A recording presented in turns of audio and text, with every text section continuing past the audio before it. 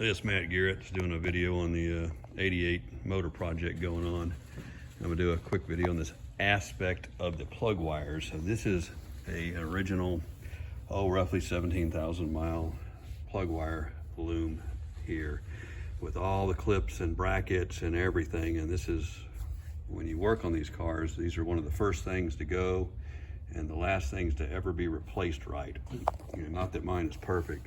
And these are all pretty much unobtainium. You see these metal brackets without the plastics on them on eBay here and there for, you know, really up to several $100s for all of this stuff to get.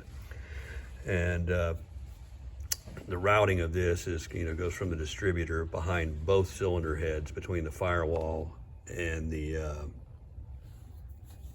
cylinder head up here. And so it's really a mess. And I think most people, when they put these cars back together, this is where they go back here. These areas here, when they put these cars back together, they will just run the plug wires, you know, any which way possible. Either probably some MSD wires or aftermarket stuff, Excel stuff, and anyone low quality, from tie wraps to doing nice, you know, aftermarket wire looms and stuff on it. But on this particular car, even though it's not totally original, I'm trying to do it back original in a way. The plug wires are done. So reason I'm doing this is I cut my plug wire right here, pinched it, and so I'm gonna have to either shrink wrap it or silicone it right here. It didn't go all the way through, but I'm gonna try and keep that on there since it is original.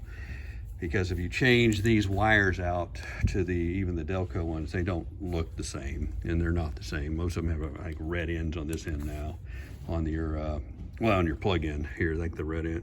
So you see some that have red Packard wires. These are Packard wires that have been changed, but these are the ones that came on the car day one back in 1988. And like I said, not that they're perfect. You definitely probably improving the car by putting some better wires on it, but like I said, I'm going after a combination of originality and coolness with this thing more than absolute ragged edge performance, even though the motor's 11-to-1 with a blower and all that other stuff on it and a big intake and runners. But hey, you know, we're going for originality, right? It's a joke. So anyway, I can't find these wires, the correct ones. You can't. And if anybody wanted a good business idea, if you built this whole loom right here, you can see a few of these things that sell, you know, the C4, the TPI ones. I've seen people get $300, $400, $500 for a used one of these things. But somebody built an absolute loom, everything on it, from the the shielding to the clips to the brackets, if you can find those. I mean, you probably have to source those to all of this and wire it all up with the numbered plug wires, you know, 184366572, and sold that. It probably gets $800-900 for a good one of these. So that's just a business idea, and I don't have time to approach it or mess with it. But if somebody was in that kind of business already, I think it would be, because there's a lot of people starting to restore these C4s and put them back to original. And you know, if you even had a low mile one of these with bad plug wires on it, it'd be nice to put good ones on it. Because if I walk over here, I'll show you. This is a triple crown NCRS Callaway twin turbo over here, and this car holds a lot of awards. There she is, bam, bam, bam, bam. And if you look at it, I don't even see it. It's even got, you know, the aftermarket. It's got an aftermarket, but replacement plug wires on it for the red tips, and some of this stuff isn't correct if you go through it. But it's nice enough. But like I said, if somebody was going to do it the right way, you might as well do it all the way. And so that's kind of a combination of what is acceptable and what's not, I guess. And going back to those plug wires, I'm trying to do that one the right way, even though it's really better off throwing some red MSDs and big looms and all that on it would be the race way to go. You know, more like that.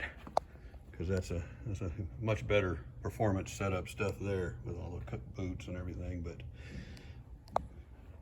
again, these plumbing and everything on these C4s is just so hard to deal with. There's just so much between your back of your engine and your firewall, just all the distributor wires. Then you have, you know, your oil pressure unit. This is your oil pressure gauge, and then you have the low pressure oil thing, and you can't even put that in with the engine out of the car because you'll ram it through something. So that's got to be put in after the fact.